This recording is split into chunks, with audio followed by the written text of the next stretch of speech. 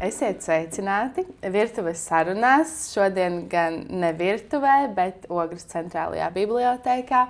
Un man ir tas gods un prieks runāt ar savu kolēģi Andriu Upenieku, kurš jums pastāstīs vairāk, kas viņš ir, ko viņš ziemā ēd, pavasarī.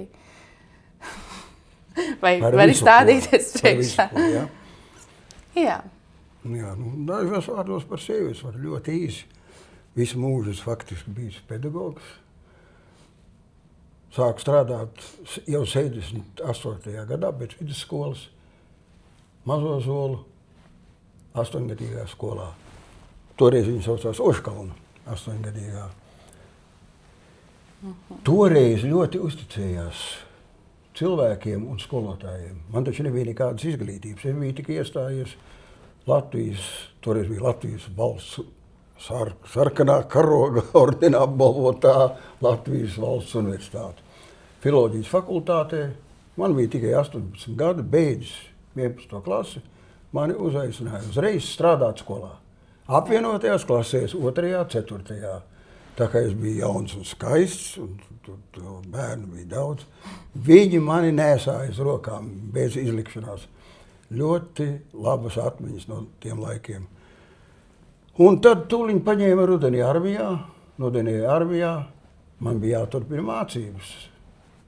Beidz universitāti. Un faktiski īstā, ja Mazo Zolas neskaita, tad īstā vienīgā darba vieta man bija Ķeipenes pamatskola, kas sākumā bija 8-gadīga, tad bija 9-gadīgā. Un pabeidzu augstskolu. Un tad es biju viens no jaunākajiem pedagogiem Latvijā, kas jau Kristus dzimšanas vecumā, 33 gadu vecumā, man piešķīra tautas izglītības teicamnieka nosaukumu. Nemaz tāds teicamnieks nebija, bet par kaut ko to nosaukumu man iedeva. Ļoti ja jāprasa, kāpēc es tik ilgi, visu mūžu tikai skolā, bet nav jau tikai skolā, mēs esam tagad kolēģi, žurnālisti, un faktiski no Dieva žēlastības. Es biju žurnālists jau no tāliem padomu laikiem, jo Ogres rajona avīzē Padomu ceļš strādāja mans tēvs, Ojārs Upenieks, un es rakstīju bieži vien, kā ārštata korespondents, un diezgan daudz rakstīju. Un tagad es pie jums strādāju pastāvīgi. Jā. Kāpēc? Kāpēc? Lai kaut kā vingrinātu smadzenes. Var piemesties kaut kādu nelāgu kaiti, ja? Bet īpaši tāpēc, ka man vienmēr ir bijis ko teikt un ir gribējies izteikties. Jā, tieši tāpēc mēs šodien varam izpausties kā vien tīk. Un tad tās tēmas, kuras mēs aplūkosim, būs noteikti izglītības sistēma, ko jau tu minēji. Mazliet deportācijas, jo tomēr tas ir tieši šis brīdis. Un sāksim ar deportācijām. Ar vēlēšanām. Tas ir tāda jaunā aktualitāte. Tātad šodien pirms došanās uz sarunu ar tevi lasu, ka Saeima ir pieņēmusi, ka rudenī gaidāmajās vēlēšanās tātad balsis tiks skaitītas manuāli, nevis elektroniski. Jā, ar rokām. Un, jo prezidents ir nobežījies par riskiem, par iespējamu ietekmēšanu, arī saistībā ar tiem IT iepirkumiem, tiem dīvainajiem, un ietekmi uz pamatvērtībām. Un kā tu domā mūsu valstī? Demokrātija, ja? Nav demokrātija. Nav. Tādēļ, ka cilvēki iet uz vēlēšanām ar cerībām kaut ko ietekmēt, bet viņi nevar ietekmēt neko. Tā ir tāda maldīga iestāstīšana. Ejiet, jūs izlemsiet. Neko mēs neizlemsim. Ja pat uzvaru tā manis izvēlētā partija, tur tik viss ir, tikai būs. Beidzas vēlēšanas, mēs jau nevaram, mums nav 51 balss, mums jāiet kopā ar koalīciju, biedriem piedomāt citādāk, tā kā mēs esam godīgi bijuši pret jums. Un tad par tām,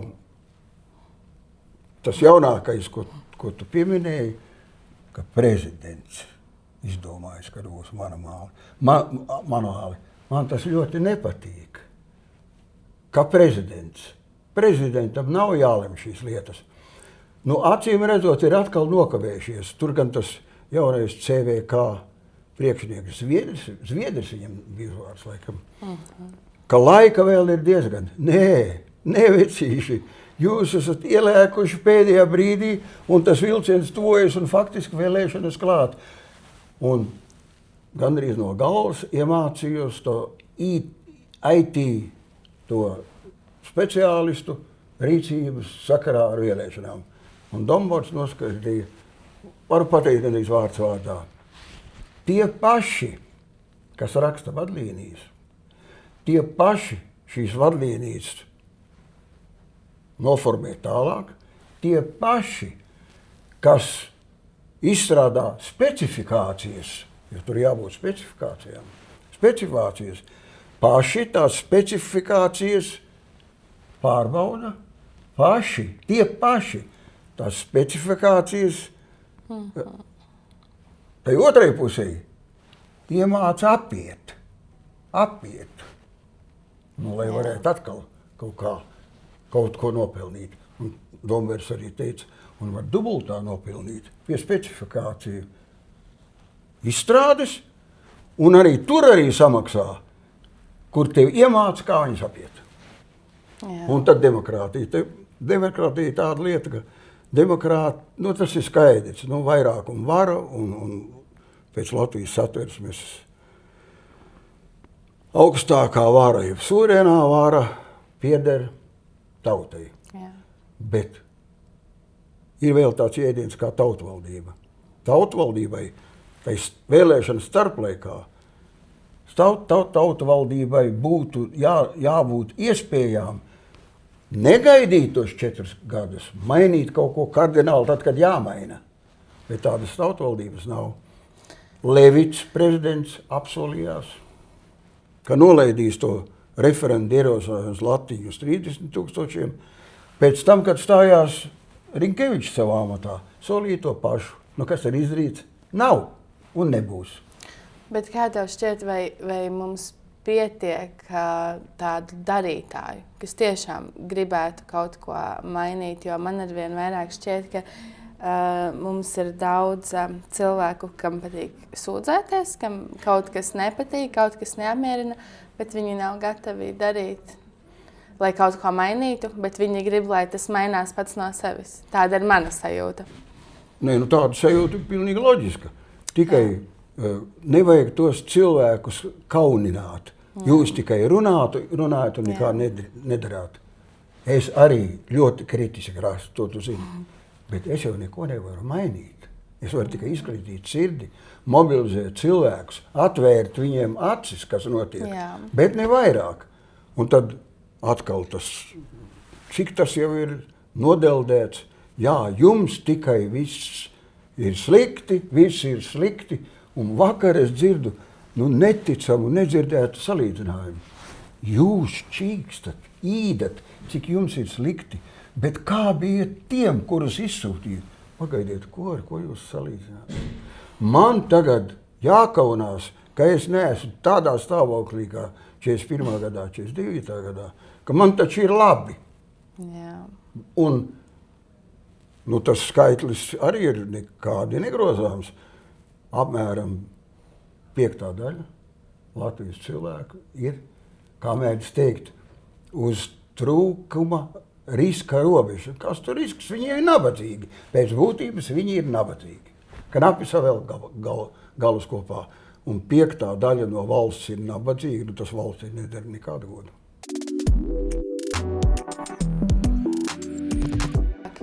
Par deportācijām, par salīdzinājumu. Tad vakar bija tā komunistiskā genocīda upuru piemiņas diena. Un es zinu, ka tev ir stāsts. Jā. Tu taču vakar nopublicēji, lai cilvēki izlasa. Jā, tas tika publicēts, bet varbūt kādu nesasniedz. Jā. Varbūt tu vēlēs padalīties ar kādām. Es gribu pateikt, jā. Es ļoti, ļoti mīlēju un joprojām mīlēju savu vectētiņu, Augustu Upenieku. Es viņu nekad mūžā neesmu redzējis. Viņu 41. gadā kopā ar manu tēvu un dēlu, Augustu un Ojāru, izsūtīja un iedomājies, atkal varēja teikt, ko jūs čīkstat? Ojāram taču bija tā, ka viņš savu Valmieras vidusskolas izlaidumu sagaidīja lopu vagonā. Un pēc tam, un es esmu absolūti politiski neitrāls. Manu vecomāti nošāva vācieši. Vācieši bija apmetušies mūsu mājās. Un pēc visiem stāstiem viņi bija ļoti solīdi cilvēki. Bērnus cienājuši ar konfektēm un tikai neļaujuši celt augšā tos spīdīgos papīriņus, jo tur kaut kas varēja būt sprākstošs. Ja? Un ļoti pieklājīgi. Un redz, mūsu mājā bija tā, un lielākoties visās mājās tā bija, ka pagrabs nebija mājā apakšā, bet ārpus mājas uzbērts, izveidots pagrabs. Un vecā mamma gāja naktī uz pagrabu. Neviens nezina, kāpēc tā notika. Acīm redzot, sarkarējs pildīja instrukciju. Nāk, šauj. Viņa negribēja vecomāti nošaut. Es nevaru teikt, ka gribēja. Man liekas drīzāk, ka negribēja. Tā bija nejaušība. Un tad kā sanāk, es teicu, ka neitrās esmu. Vecomāti nošāva vācieši, vecotēju novendēja staļinisti. Tā kā es esmu neitrāls, es nevienu nevaru ne pārslavēt, ne pārkritizēt. Jā, bet es arī esmu no paziņu stāstiem, lai gan man ģimenē tā ne vecvecmāmiņas, ne vecvectētiņi, paldies Dievam, nav izsūtīti tur attālākie ģimenes locekļi, par kuriem, diemžēl, tie stāsti tādi kaut kur kā miglātīti. Bet no citiem cilvēkiem esmu dzirdējusi tieši salīdzinājumu starp vāciešiem un krieviem, kad bija abas varas Latvijā, un ka vācieši esot bijuši krietni pieklājīgāki, kulturālāki. Bet Krievu tie okupanti pat bija aizdedzinājuši Rudzu lauku ar 10 bērniem ģimenes, kuri slēpušies tajā brīdī no viņiem. Tas ir diezgan traki. Meitiņas gribētu iebilst. Mēs nedrīkstam tagad glorificēt vāciešus kā kulturālākus. Nē, es tev nepārmetu. Bet ko darīja vācieši ar savām zvērībām? Kā viņi slepkavoja ebrejus, Valdauru pilī, visu pilsētu, visus izšāva līdz pēdējiem, bērniņus mazus. Tur vietie dzirdējuši šāvienu un bērnu raudus, tas ir kaut kas šausmīgs. Okupants ir okupants. Atliek vienkārši cerēt, ka mums tas nebūs jāpiedzīvo vairs ar savām acīm. Un, tas, kad jāatcerās, jāpiemina, tas ir fakts, un tas notiek arī skolās. Zinu, ka ir skolas, kuri veda bērnus šajās dienās uz dažādām piemiņas vietām, un ja reiz mēs tā sākam par skolām, vai es sāku par skolām,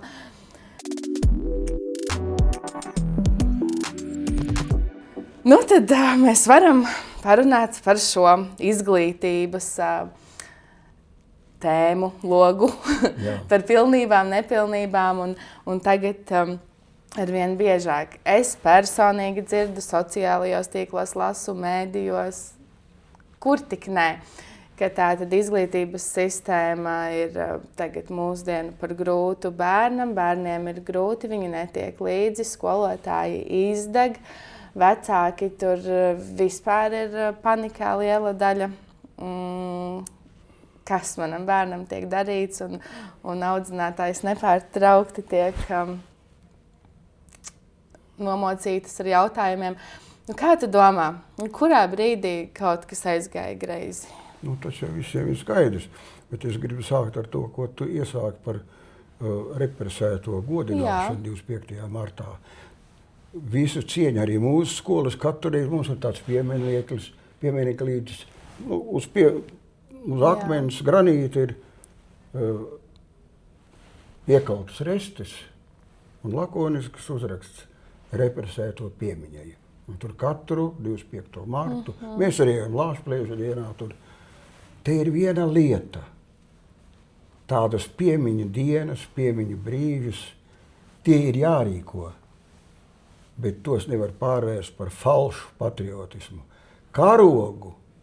Karogus nedrīkst izkarināt bez sirds klātbūtnes. Pēdējā publikācijā es teicu tādu teikumu viegli. Nedrīkst izkarināt bez sirds klātbūtnes. Ja tu dari to formāli, tam nav jēgas. Par izglītību es esmu baudījis visu izglītību, padomu laika izglītību. Un ja man jāsalīdzina kvalitāti tajā laikā un šajā laikā, tad šī kvalitāte nerunā par labu mūsu laikiem. 2018. gadā es jau manīju, nāca tagad tā kompetenci izglītība. Man ir liela publikācija, to var tagad iegūglēt, jebkurš sameklēt. Reformas vajadzība bez vajadzības. Gribēja reformēt visu. Bet viss daudz maz darbojās, un nekā traģiska tur nebija. Un reformu nevajag taisīt, tur man ir tāds jēdziens, ka visu laiku taču kaut kas mainās. Bet tai maiņai jābūt evolucionārai. Jēgpilnai. Evolucionārai, nevis pēkšņai revolūcijai.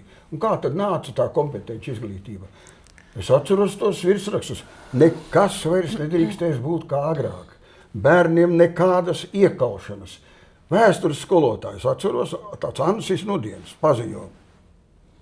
Nekādi fakti vēsturē nav jāzina. Nekas nav jāiekaļ. Vienkārši ir jāizjūt laikmets.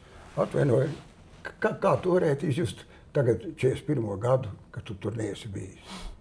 Un tad ilgu laiku bija strīdi, kā latviešu vēsturi mācīt vai kopā ar pasaules vēsturi, vai atsevišķi.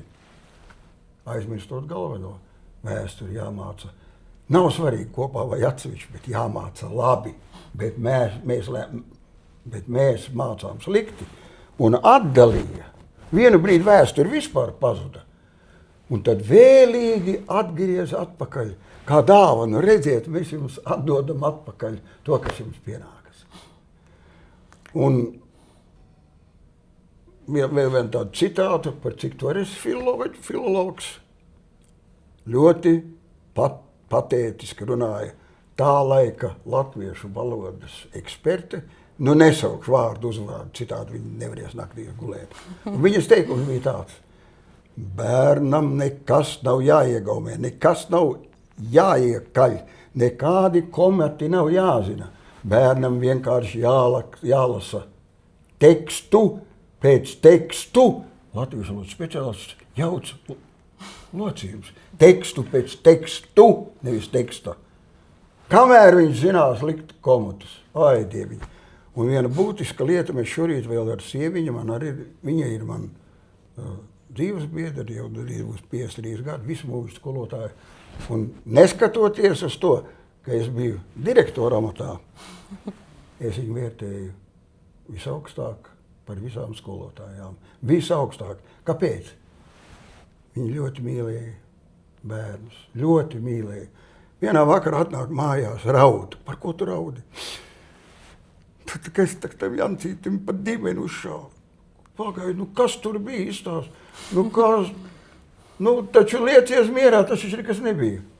Bet es nevaru nomierināties. Viss. Aizbraucam pie mammas. Tai pašā vakarā. Ieiet iekšā. Mamma aptieras skolotāji. Mīļo skolotāji, par ko jūs uztraucaties? Mēs jūs mīlam, sadotiet, ja vajag, tas taču ir dabiski, kurš tad bez pēdiena izaudināts. Un mana tēvam bija tāda dziesma, tāda sentimentāla dziesma, ka gribas atgriezties tur, bērnībā. Un vēlreiz no vectēva izlūgties pērienu pirmo. Nu, skaisti. Ne jau nu viņš tur slānīja, bet nu uzšāva. Un tad par izglītību. Nu, tagad man vajag uztrauc tas, ka skolās nav kārtības. Nu, nav kārtības. Nu, nesenies notiekums Ozilnieku vidusskolā. Nu, skolotāji vienkārši pudeli pa galvu. Rāda pēc tam Jelgavā sagājuši 21 cilvēks pārstāvot dažādas 12 institūcijas, kas ļoti varonīgi aizstāv bērnu. Jā. Un man tas jēdziens patīk. Lai visu darīt bērna labākajās interesēs, arī tā varmākas interesēs, ne tikai upura interesēs. Un 12 institūcijas, 21 cilvēks pēc sapulces, visi noplāta rokas. Nu, tā viņš ir, tur nekā nevar izdarīt. Šajā sakarā precīzu atmiņas īsu mazu stāstu no sava tēva. Viņš mācījās Valmieras vidusskolā un spilgti atceras vienu valsts svētku sarīkojumu. Nu, karogi, himna, klusums, uzkāp tribīnē direktors. Visā zālē kapa klusums. Direktors sāka runāt, un tā jau bija kluss, bet viņš tomēr bija kaut ko saklausījis. Un pateica mierīgā balsī: mīļie bērni, skolotāji, neskatoties to, ka mums tagad svētku sarīkojums, es tomēr palūgtu Krūmiņu un Kārkliņu atstāt šīs telpas. Visiem aizraujas elpas, jo visi zināja, ko tas nozīmē. Tu zini, ko tas nozīmē? Es varu tikai iedomāties. Nu, bet tur ir konkrēti. Neviens tur nepieprasīja, arī mēs nekad neesam pieprasījuši varmācīgas iespēdošanas līdzekļus. Tas nozīmēja, par šo gadījumu viņam automātiski ir pirmais skolas direktora brīdinājums. Un visi zināja, ka otra brīdinājuma vairs nebūs. Otrs solis būs skolēna izslēgšana no skolas bez tiesībām iestāties citā Valmieras skolā. Ja to visi tagad zinātu, nu neteikt, ka būtu baigā kārtība, bet daudz pierautos. Jā, nu, kā tu minēji, autoritāte, tātad direktors, tātad... Autoritāte? Viņa bija autoritāte, bet vai tagad, tavuprāt, skolotājiem varbūt nepietrūks tās autoritātes, tā... Jo skolotājs jau mūsdienās, manuprāt, nevar būt tikai skolotājs. Arī agrāk noteikti tā bija.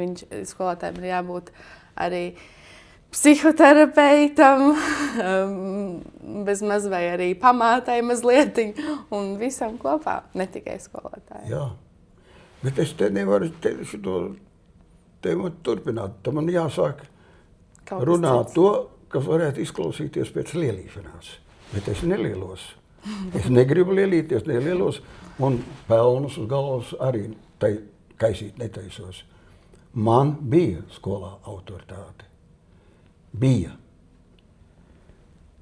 Un tā nerodas pati no sevis. Es atceros atnācu no armijas, un bija tur 8. klase, nu tur bija salasījušies, nu tur vilcienam logus daudzīja, ko viņi nedarīja.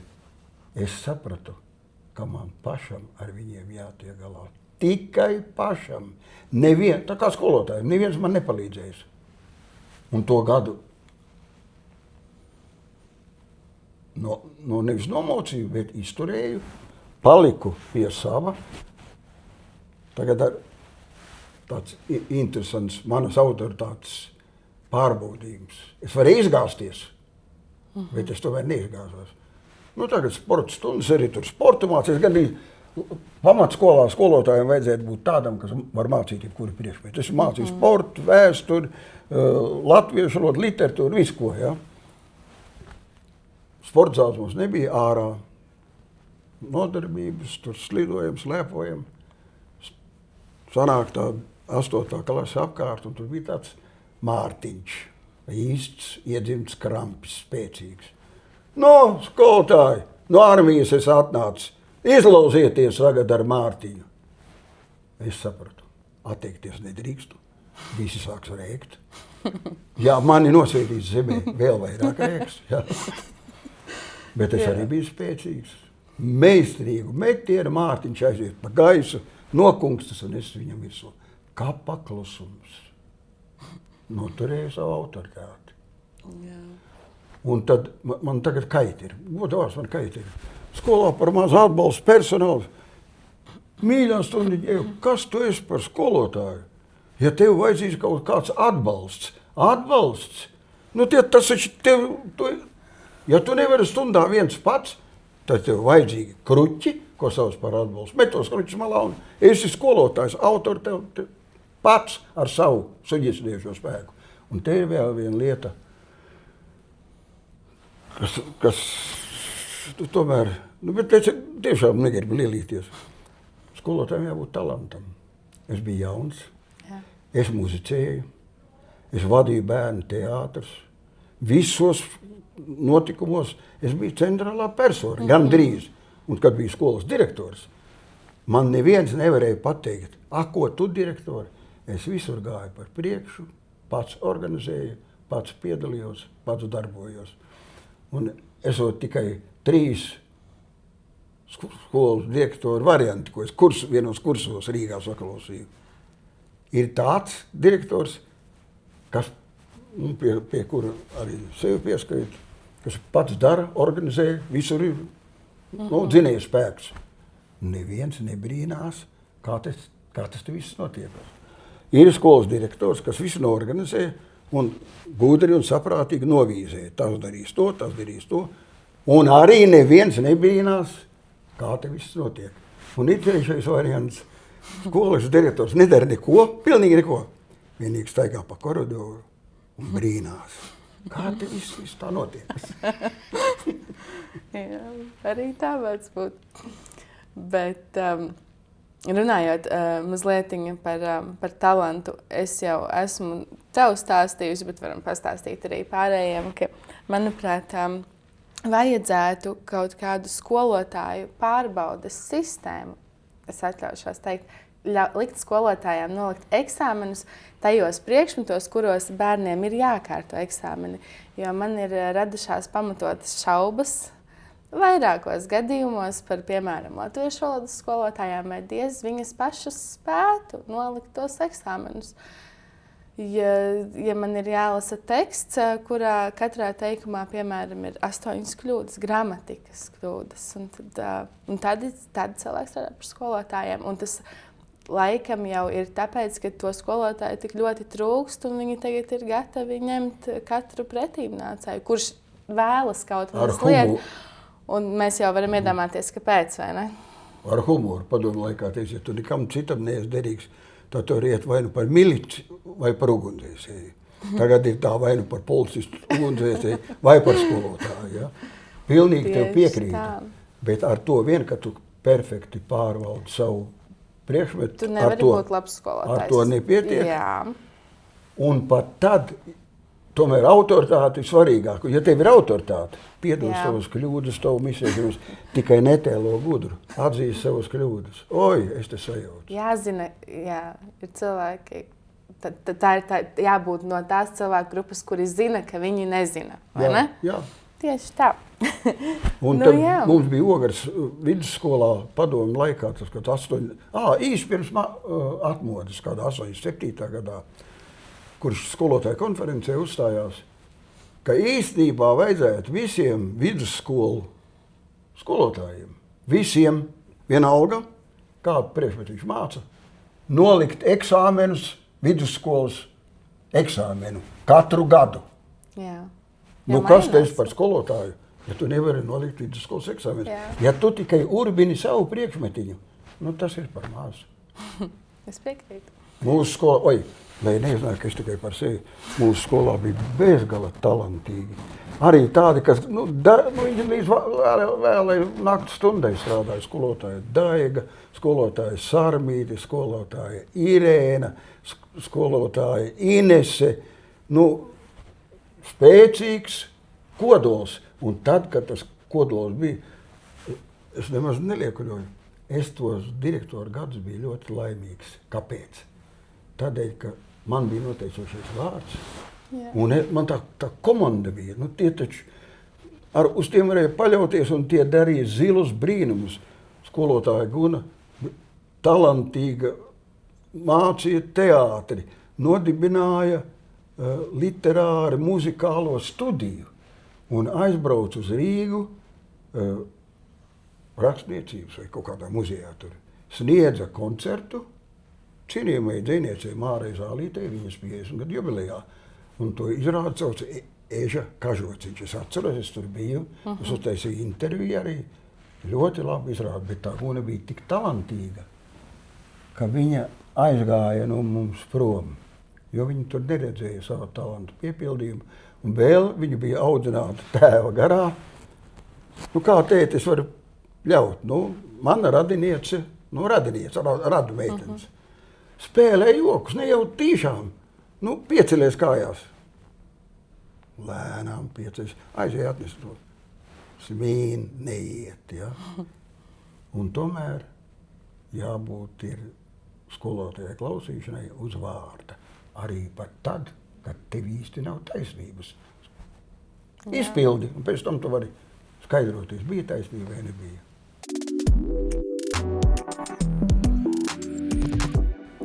Nu, un ja mēs reiz par tava pagasta skolotājām reiz pieminējām, tad varbūt tu vari pastāstīt par skolu apvienošanu. Tātad tiks apvienota Taurupas pamatskola, Ķeipenes pamatskola un Madlienas. Visi to šo faktu, kad apvienots, zina, reorganizācija, tā saucamā, ja? Bet ko domā varbūt tava pagasta apkārtnes iedzīvotāji? Vai tu esi dzirdējis kādas atsauksmes no bērniem, viņu vecākiem? Kādas ir viņu sajūtas par to? Es dzīvoju diezgan Saurups, neesmu klausījies. Neesi klausījies. Mēs savā mājā, savā starpā runājuši un ar pazīstiem. Nedrīkst pazaudēt galveno. Vai apvieno, vai sabīda kopā, vai jums nav vienalga. Galvenais, lai paliek skola.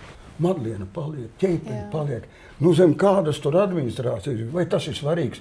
4 mēnešus cīnījās, karoja. Kāds būs tas Madlienas skolas nosaukums, kad Madlienas reģionālā skola un ko tik? Beigās palika pie vienkāršā Madlienas vidusskola. Un ko ieguva madlienieši? Nezaudēja vidusskolu, jo viņiem to kritēriju ar klašu piepildījumu pietrūka. Un tur es gribu mest krietu akmeni izglītības ministrijas virzienā. Izglītības ministrija, lai it kā ietaupītu naudu, ko viņi tur ietaupa. Nevajag izšķīdķilēt, nekas nebūtu jāietaupa. Lai ietaupītu līdzekļus, tagad skolas slēgšanu izdara ar pašvaldības rokām. Redziet, jums nav kritēriju, jūs nevarat izpildīt. Mēs jums nedodam naudu. Un naudu nedod tik, cik pietrūks tiem kritērijiem.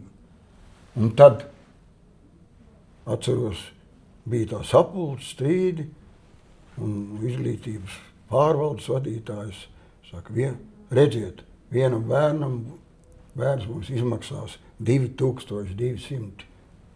Tā ir liela nauda lielam bērnam. Pašvaldībai tas būs milzīgs zaudējums. Un es viņam aizrādīju, šeit sēž bērni un viņu vecāki. Un viņiem tagad jānokaunas, jāklausās. Ak, Dievs, cik tas mans bērniņš valstī neizmaksā. Neaizlaidiet Rail Baltica, Air Baltica, miljardus. Varēs visas skolas uzturēt, pat ar 5 bērniem, ja tajā skolā būs tikai 5 bērni. Jā. Nu labi, es domāju, ka uz šīs nots mums ir jābeidz ar cerību, ka visi būs laimīgi. Vienmēr jau ir tā, ka ir grūti pierast pie kaut kā, bet tad, kad tas notiek, tad jau mēs kaut kā Tavai labajai notīkā muzikants gribētu piebalsot vēl vienu lietu, ja? Es aicinātu skolotājus pašus nebūt tik gļēviem. Viss ir noticis ar jūsu laipnu piekrišanu. Tā kā ieviestās kompetenci caurvīs saucamās, bija pilotu skolas, Ogrē arī. Ogres vidusskolas, pilotu skolas, 100 pilotu skolas, un visi nopilotējās, kā nāk prātā tas salīdzinājums, tā kā aviācijā, pilotu skolas, ja.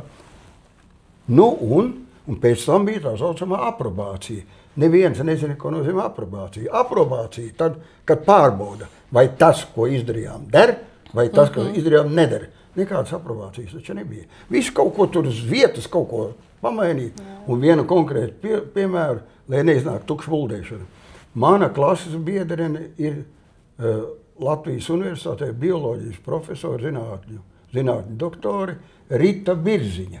Viņa ar saviem bioloģijas olimpiāžu skolotājiem, kur sapulcējušies vislabākie skolotāji, uztaisīja veselu mapi un iesniedz, man tā mapīte ir mājās, ar prasībām, kas tur steigšs ir jālabo tajā. Jā. Neko taču neizlaboja, nevienam neatbildēja. Traki. Tāpēc jātur mugurkauls, jācīnās par savām tiesībām, vai ne? Jā. Jāiestājās pašam par sevi. Mēs esam brīnumaini pacietīgi. Tik daudz parādu, vēlēšanas, smugulēšanas. Visi esam mierīgi. Es neaicinu ielās, bet kaut kas jādara. Labi, tad tiksimies ielās. Jā. Paldies tev. Paldies tev. Zini, kāpēc tev paldies? Ir filologiem tāds teiciens. Runā, ko domā, domā, ko runā. Ar tevi runājot, es runāju, ko domāju, un īpaši nedomāju, ko es runāju. Paldies. Paldies.